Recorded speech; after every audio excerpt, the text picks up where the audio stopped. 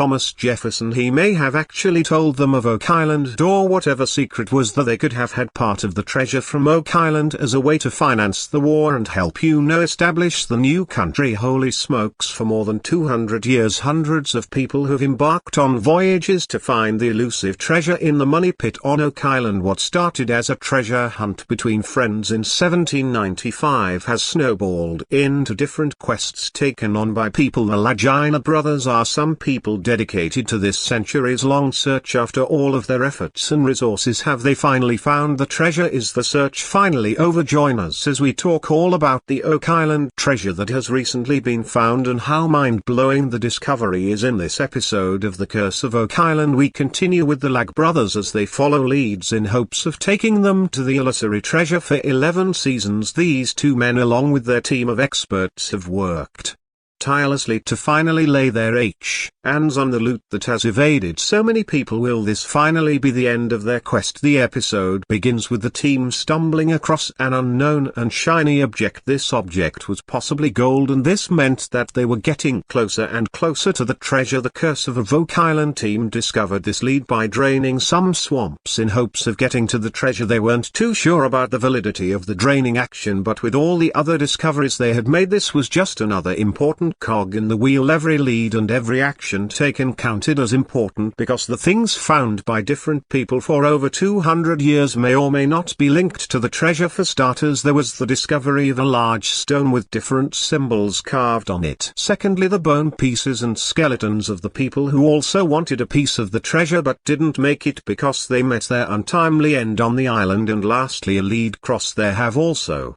been a couple of other discoveries, but in the grand scheme of things they could be insignificant. However, there are some elements of the Oak Island treasure hunt that are deemed to be fascinating. Some people have claimed that these discoveries can be matched with the Knights Templar. Sometime in the 12th century, a Christian military order known as the Knights Templar was established. It was first established during the Crusades to safeguard Christian visitors going to the Holy Land, especially in Jerusalem. It was approximately in 1129 that the Catholic Church formally acknowledged the order with the help of gifts from European nobles and their own commercial endeavors such as banking and land management. The Templars soon amassed riches and influence. They developed into one of the Crusader power's largest and most effective military units. However, the Templars' power and wealth also inspired jealousy and mistrust. King Philip IV of France, who owed a great deal to the order, started plotting against them. At their beginning of the 14th century, he issued an order in 1307 to have numerous Templars in France arrested on charges of heresy, blasphemy and other offences. Some European nations also adopted similar measures. Many Templars made confessions under torture. While historians disagree on the accuracy of these testimonies of various crimes, in 1312 Pope Clement V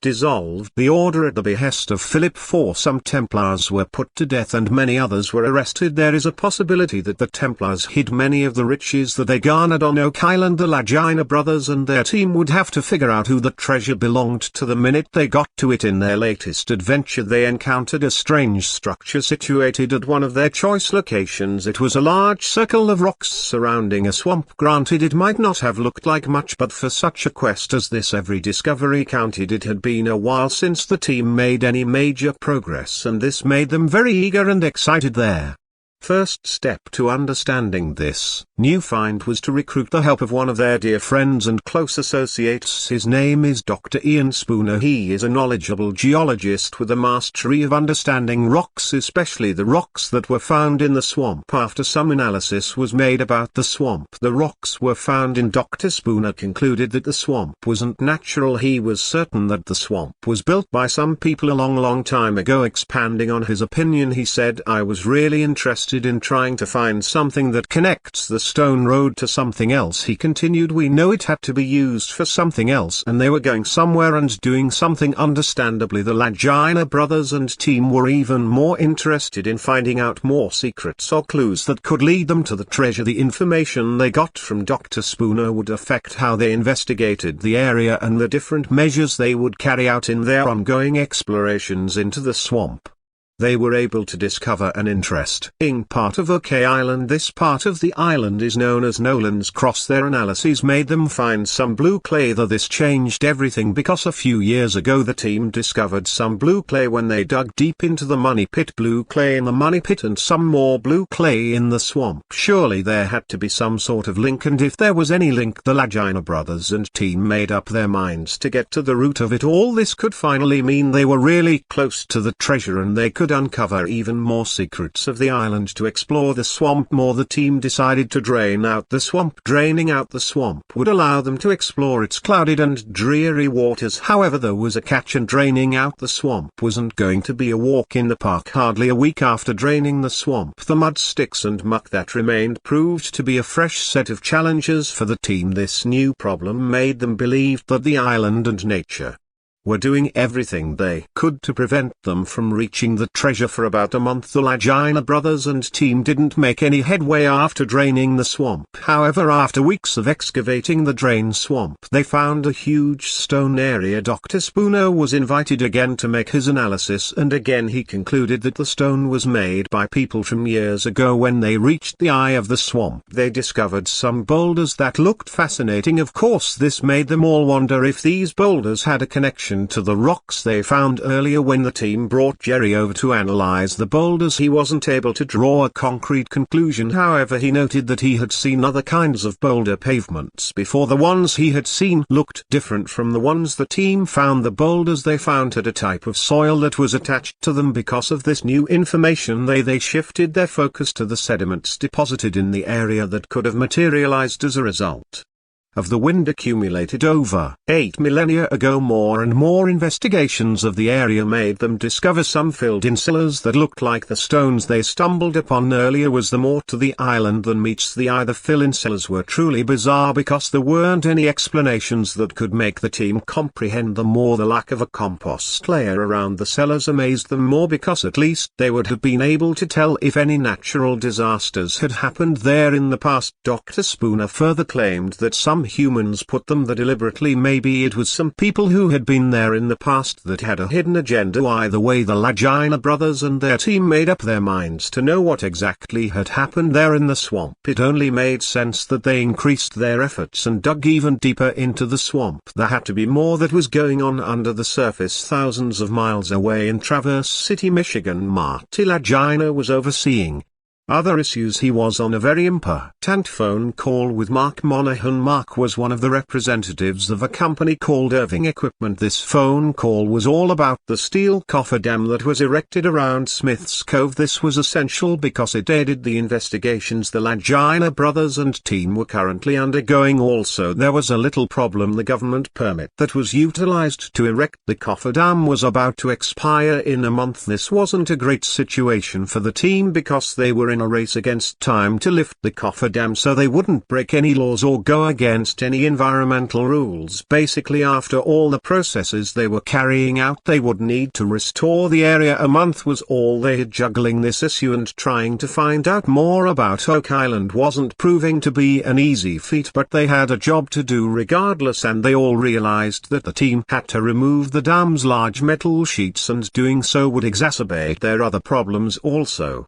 Getting rid of the sheets wasn't an easy task. They needed to act fast, so the team started out right away. They had to use their huge cranes and other heavy equipment to assist them in this venture. The whole cofferdam issue felt like a drawback. It felt like they had taken one step forward and 3 steps back. The searches and investigations at Smith's Cove in the uplands had to be put on pause for the rest of the year. On the bright side, the representatives from the Irving Equipment Company were heavily interested in the job. To them, this wasn't like any of the other regular jobs they had taken up. All the excitement for an interest in the job was about to yield some fruit. This is what happened. Apparently, one of the holes they were tunneling through in the uplands suddenly filled up with water. This excavation was a result of following a lead that led to a possible tunnel. Everyone on the team looked on in awe as the water was springing out of the hole like a geyser. A week prior, they had been conducting some tests in the uplands region, and they found a probable tunnel that supposedly led into the ground. So even if they had to halt their excavation exercises, the whole team was overjoyed because they figured they could find the main tunnel they had been looking for so long. Someone on the team said, "I think we might have hit a collapsed tunnel, some sort of linear feature of wood that got disturbed." In all of this, the team didn't forget the initial problem of removing the dam. It was still important because they also realized they had to do it in a way that didn't cause any harm to the immediate environment. For example, they had to ensure that no dirt or debris was led into the ocean. The heat was on, the environment was at risk. The Lagina brothers and their team had to figure out everything in such a short amount of time. As if that wasn't bad enough, they also had to get access to an old boat that they assumed to be in the area. The equipment that they had also wasn't enough. They had a lot on their plate, and it's only understandable that they felt overwhelmed. Eventually they figured out that all they had to do was take everything slow, one step at a time, one task at a time. Maybe in the process they would find more clues that would lead them to the treasure that had eluded so many people for years. With such an inflexible amount of time, they agreed that the first thing they should do was to shift their focus on finding the peculiar tunnel. They believed it was the cause for the flooding of seawater in the money pit. To start the process, their heavy equipment operator said that he was ready to help the team by digging as deeply as he could into the soil, and if they had luck on their side, this would change everything. This would mean that they'd found the tunnel they had been looking for. Even the viewers at home realized that if they had found this tunnel, they might have been on their way to actually finding the treasure. Both the team and viewers everywhere were on the edge of their seats, bustling with excitement. Closing up this snare trap of a tunnel with its flooding CO would finally be the beginning of the end of their whole quest. Rick Lager said someone was endeavoring to do something substantial. It needs more digging, and until that happens, I don't think we can properly assess what this may mean. Soon after Billy set out to work, the entire team watched as he worked hard to get as deep as he could. His digging led to the discovery of different old wooden structures in the uplands in Smith's Cove. The team made more analysis and concluded that these were clues left behind by some other people who also wanted the treasure for themselves. This encouraged them because they figured that they were on the right track. The tunnel was also believed to be the original site for the money pit. They also encountered a wooden structure that was made of coconut fiber. This was an extra dose of excitement for everyone. Did this mean that they were getting close? Had all their efforts finally led to something? Now they absolutely had to find the main flood tunnel. As they carried on with their work, they discovered a huge wall. This wall stumped them, but they also thought that the wall might be a larger part of the tunnel. They were so keen on finding the digging stopped for a bit because they had to clean the area to get closer to the truth. And then they found another wall. This particular wall wasn't as broken up in pieces as the first, and they began to wonder if it was even a tunnel they were dealing with. With this, they decided to relax a bit and try to figure out if it was a real wall or just the indentation of boards on the clay. All in all, the Lagina brothers and their team forged on. More work on the site led them to discover more clues. Even though they couldn't come across the tunnel in itself, they were resolute because they had one goal in mind: to find the treasure of Oak Island. There might be more pressure on them because of time constraints and permits, but the Lagina brothers and their team have come this far. Some challenges like a dam and board authorities won't deter them. They are going to do all it takes to beat the time and find this mysterious treasure. What is it about Oak Island that has made people so interested in it from years ago until now? Why has it taken so long for the treasure to be found? Let's dig deeper into the history of Oak Island and its tricky treasure. https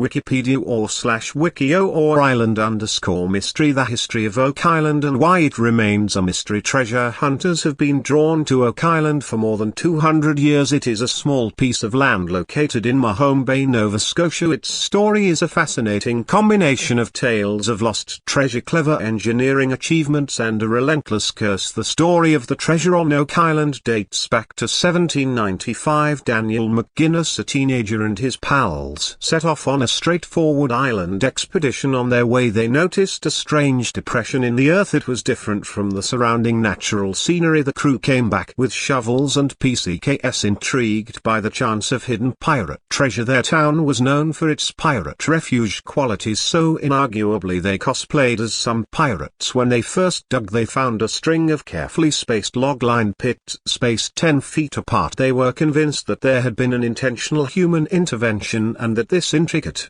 Construction might be a treasure vault. It didn't look like anything found in natural formations. The discovery gained immediate attention from investors as word of it spread. When the Onslaught Company was established in 1802, it conducted a more thorough excavation. They kept excavating the original hole and came across more log platforms regularly. However, when they plunged deeper, they had a problem. There was water everywhere. Their progress was restrained by the pit filling up with water that appeared out of nowhere. Still, the company resolved to get over this barrier. They came up with a clever solution: a treadmill driven by horses and a system of pumps. They tried to stop the flooding, but it kept happening, so they had to leave the hole at about 90 feet. The long treasure search on the island was centered around this pit, which came to be known as the Money Pit. An infamous stone inscription was reportedly discovered during the Onslaught Company's excavation and added fuel to the mystery fire. Various translations of their inscription suggested that there might be treasure hidden beneath the surface. It said that 10 feet below £2 million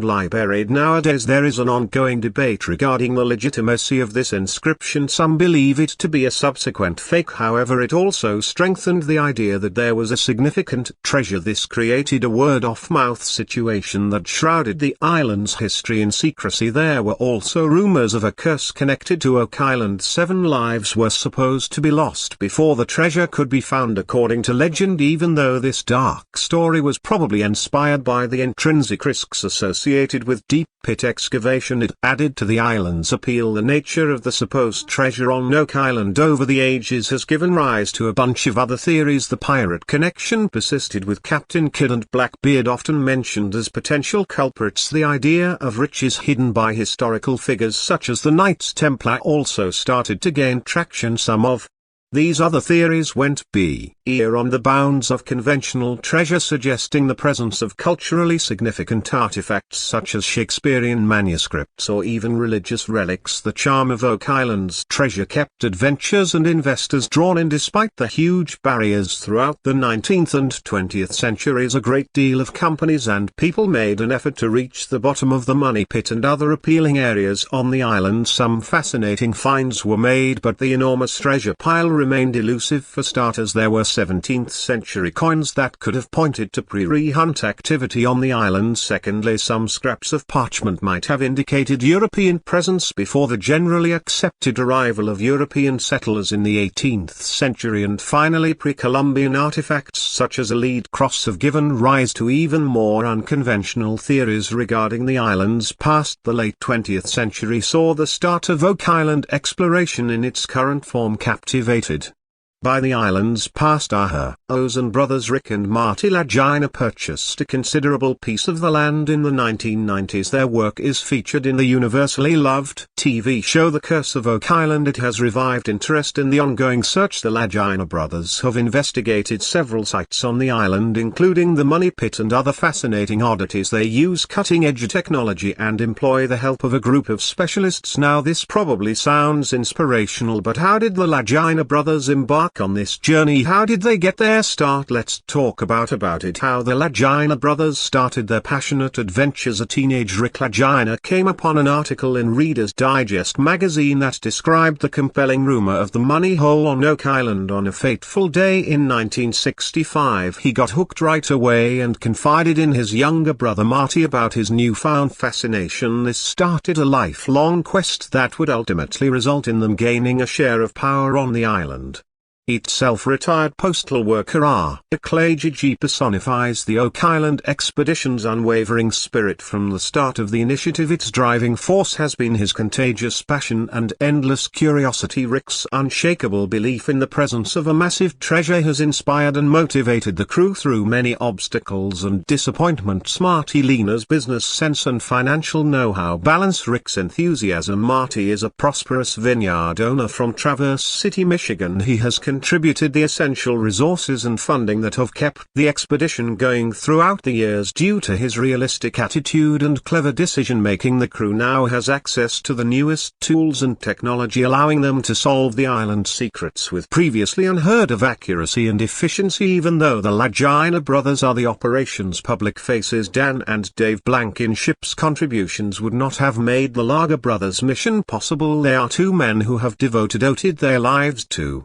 Solving the Oak Island Mystery. A real Oak Island legend Dan Blankenship arrived on the island for the first time in the 1960s and was drawn by the same Reader Digest piece that served as the leaner's inspiration. He dedicated his entire life to the hunt for almost 50 years, drilling the iconic borehole 10X and even diving to the bottom of it. This was an incredible accomplishment given the 235 feet depth of the shaft. Despite Dan passing in 2019 at the age of 95, the team's efforts are still guided by his vast knowledge and unshakable spirit. Dave's son Dan is a permanent resident of Oak Island. Dan has been following in his father's footsteps. Dave's first-hand familiarity with the island's topography has been of great help to the current expedition, even though an industrial accident left him partially paralyzed. Dave's perseverance and strength have inspired everyone in embodying the unwavering attitude that characterizes those in search of the Oak Island treasure. People whose knowledge has been crucial to the search of advancement have joined the court. Am engineer by profession Craig Tester Marty, Lena's business partner, has added a rigorous and scientific approach to the operation. Jack Bigley, his stepson, has earned a reputation for taking on the dirty tasks. He has gone into dangerous regions by hand to sort through the spoils and is passionate in his resolve to find every clue. Marty's son Alex Lagina, a certified diver, has contributed his abilities to the team's underwater explorations and played a vital part. Charles Burrus, an Oak Island historian and tour guide, and Dan Hensey, another treasure hunter, have contributed priceless historical background and insights which have helped solve the mystery that has baffled decades. As the expedition's scope expanded, the team realized they needed specialized knowledge and invited a wide range of experts and researchers to contribute their skills. A local geologist named Terry Matt helped to analyze cuting and cores from the island's numerous boreholes. An important archaeological supervisor Lun joined the team to make sure the excavations followed the right procedures and preservation criteria. Gary Dren, a Florida-based metal detecting specialist, was instrumental in revealing intriguing relics that have strengthened the team's resolve. Because of his abilities and good eye, valuable coins, archaeological artifacts and other fascinating hints about the island's perplexing past have been found. The group has also benefited from the experience of recurrent experts such as local Freemason and diving master Tony Sampson, who has been crucial in helping to explore the island's underwater environment. A chemist from St. Mary's University in Halifax named Dr. Christa Brasso has been instrumental in deciphering the origins and secrets of the materials objects discovered during the digs. The expedition has benefited from the participation of numerous scholars and writers who have given their views and observations. In addition to the core crew and specialists, researcher Zaina Halper of New York sent the group old maps and theories regarding the Knights Templar's possible role in the Oak Island mystery. Author and investigative journalist Randall Sullivan has carefully recorded the island's past and the numerous expeditions that have occurred over the ages, proving a thorough analysis of the epic treasure quest. What do you think about the Oak Island treasure?